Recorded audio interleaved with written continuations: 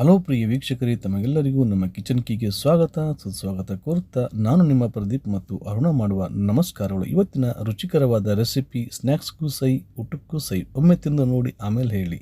ನೀವೇ ಹೇಳ್ತೀರಾ ಇಷ್ಟು ರುಚಿಯಾದ ಎಗ್ ಫ್ರೈ ನಾವು ಯಾವತ್ತೂ ತಿಂದೇ ಇಲ್ಲ ಅಂತ. ಈ ರೀತಿಯಲ್ಲಿ ಫ್ರೈ ಮಾಡಿ ನೋಡಿ. ಸಾಯಂಕಾಲ ಸ್ನ್ಯಾಕ್ಸ್ಗೂ ಸೈ ಊಟಕ್ಕೂ ಸೈ. ಅದ್ಭುತವಾದ ಟೇಸ್ಟಿ ಎಗ್ ಫ್ರೈ ಇವತ್ತಿನ ರೆಸಿಪಿ ವೀಕ್ಷಕರೇ. ಈ ಎಗ್ ಫ್ರೈ ಮಾಡುವ ವಿಧಾನದಲ್ಲಿ ತುಂಬ ಸರಳವಾಗಿ 2 ನಿಮಿಷಗಳಲ್ಲಿ ರೆಡಿ ಆಗುತ್ತೆ ವೀಕ್ಷಕರೇ. ಅದ್ಭುತವಾದ ಟೇಸ್ಟಿಯ ಎಗ್ ಫ್ರೈ ಮಸಾಲ ಮಾಡುವ ವಿಧಾನವನ್ನು ತಿಳಿಯೋಣ ಬನ್ನಿ ವೀಕ್ಷಕರೇ.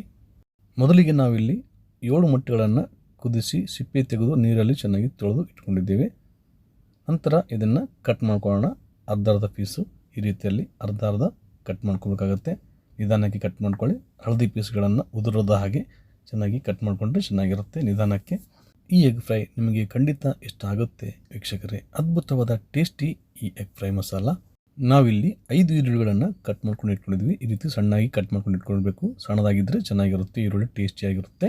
ನಂತರ ನಾವಿಲ್ಲಿ ಗ್ಯಾಸ್ ಮೇಲೆ ಒಂದು ಪಾತ್ರೆ ಇಟ್ಕೊಂಡಿದ್ದೀವಿ. ಪಾತ್ರೆ ಬಿಸಿ ಆದ ನಂತರ 1/4 ಟೇಬಲ್ ಸ್ಪೂನ್ ಅಷ್ಟು ಎಣ್ಣೆನ ಹಾಕೋಣ.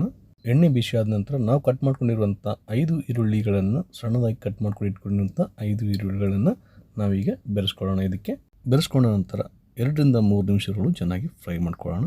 ಫ್ರೈ ಆದರೆ ತುಂಬ ಚೆನ್ನಾಗಿರುತ್ತೆ. ಹಾಗೆ ಒಂದು ಸ್ಪೂನ್ನ ತಿರ್ಸ್ಕೊಳ್ಳೋಣ. ಹತ್ಕೊಳ್ಳೋದಿಲ್ಲ, ಇಲ್ಲಾಂದರೆ ಹತ್ಕೊಳ್ಳುತ್ತೆ ಒಂದೇ ಕಡೆ ಇದ್ದರೆ.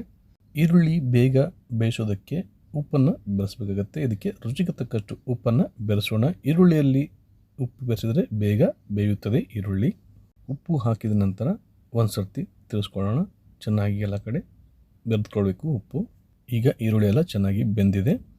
ಇದಕ್ಕೆ ನಾವೀಗ ಹೋಮ್ ಮೇಡ್ ಮಸಾಲಾನ 1 ಟೀ ಸ್ಪೂನ್ ಅಷ್ಟು ಬೆರೆಸ್ಕೊಳ್ಳೋಣ. ಇದು ಹೋಮ್ ಮೇಡ್ ಮಸಾಲ. ಇದರ ಲಿಂಕ್ ಕೂಡ ಡಿಸ್ಕ್ರಿಪ್ಷನ್ ಬಾಕ್ಸಲ್ಲಿ ಕೊಟ್ಟಿರ್ತೀವಿ. ಮಸಾಲೆ ಹಾಕಿದ ನಂತರ ಒಂದು ಸರ್ತಿ ಮಿಕ್ಸ್ ಮಾಡ್ಕೊಳ್ಳೋಣ. ಚೆನ್ನಾಗಿ ಎಲ್ಲ ಕಡೆನೂ ಬೆರೆದ್ಕೊಳ್ಳಿ. ಈಗ ಮಳೆಗಾಲ ನಡೀತಾ ಇದೆ. ಈ ಮಳೆಗಾಲದ ಸಮಯದಲ್ಲಿ ಸಾಯಂಕಾಲ ಹೊತ್ತು ಬೆಚ್ಚನೆ ಒಂದು ಸ್ನ್ಯಾಕ್ಸ್ ಇದ್ದರೆ ತುಂಬ ಚೆನ್ನಾಗಿರುತ್ತಲ್ಲ ವೀಕ್ಷಕರೇ. ಈ ಎಗ್ ಫ್ರೈ ಮಸಾಲ ಮಾಡಿಕೊಂಡು ತಿಂದು ನೋಡಿ ಆಮೇಲೆ ಹೇಳಿ ವೀಕ್ಷಕರೇ. ಈಗ ಮಸಾಲೆ ಎಲ್ಲ ಬೆರೆತಿದೆ. ಇದಕ್ಕೆ ಸ್ವಲ್ಪ ಅರಿಶಿಣ, 2 ಟೀ ಸ್ಪೂನ್ ಅಷ್ಟು ಕಾಶ್ಮೀರಿ ಚಿಲ್ಲಿ ಪೌಡ್ರ್ ಬಣ್ಣಕ್ಕೋಸ್ಕರ, 1 ಟೀ ಸ್ಪೂನು ಖಾರಕ್ಕೋಸ್ಕರ ಗುಂಟೂರು ಚಿಲ್ಲಿ ಪೌಡರನ್ನು ಬೆರೆಸ್ತಾ ಇದ್ದೀವಿ ನಾವಿಲ್ಲಿ. ಚೆನ್ನಾಗಿ ಮಿಕ್ಸ್ ಮಾಡ್ಕೊಳ್ಳೋಣ. ನೀವು ಚಿಲ್ಲಿ ಪೌಡ್ರ್ ಎಷ್ಟು ಬೇಕಷ್ಟು ಬಳಸ್ಕೊಳ್ಬೋದು. ನಾವಿಲ್ಲಿ ಸ್ವಲ್ಪ ಜಾಸ್ತಿನೇ ಬಳಸ್ತಾ ಇದ್ದೀವಿ, ಸ್ವಲ್ಪ ಖಾರ ಜಾಸ್ತಿ ಇಲ್ಲ ಅಂತ. ಅರಿಶಿಣ ಮತ್ತು ಚಿಲ್ಲಿ ಪೌಡ್ರ್ ಹಾಕೊಂಡ ನಂತರ ಚೆನ್ನಾಗಿ ಬೇಯಿಸಬೇಕಾಗುತ್ತೆ. ಸ್ವಲ್ಪ ಹೊತ್ತು ಬೇಯಿಸಿದ ನಂತರ ನಾವಿಲ್ಲಿ ಕಟ್ ಮಾಡ್ಕೊಂಡಿರುವಂಥ 7 ಮೊಟ್ಟೆಗಳನ್ನು ಅರ್ಧದಾಗಿ ಕಟ್ ಮಾಡ್ಕೊಂಡಿರುವಂಥ 7 ಮೊಟ್ಟೆಗಳನ್ನು ಈಗ ಮಿಕ್ಸ್ ಮಾಡ್ಕೊಳ್ಳೋಣ. ನಿಧಾನಕ್ಕೆ ತಿರ್ಸ್ಕೊಳ್ಳೋಣ.